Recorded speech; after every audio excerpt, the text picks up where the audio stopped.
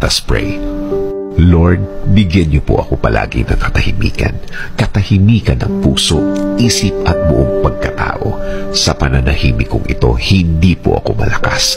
Inaamin ko po sa inyo, Panginoon.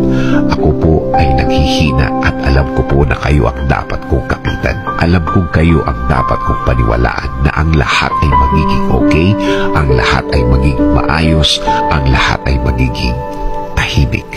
Kakapit pa rin ako sa inyong magandang plano. Kakapit pa rin ako sa inyong magandang bukas na pangako. Alam kong ang lahat ng oras na may problema ay mabilis na lilipas, mabilis na mawawala. Alam ko din, Lord, na hindi ibig sabihin na wala akong nakikitang nangyayari ay walang nangyayari.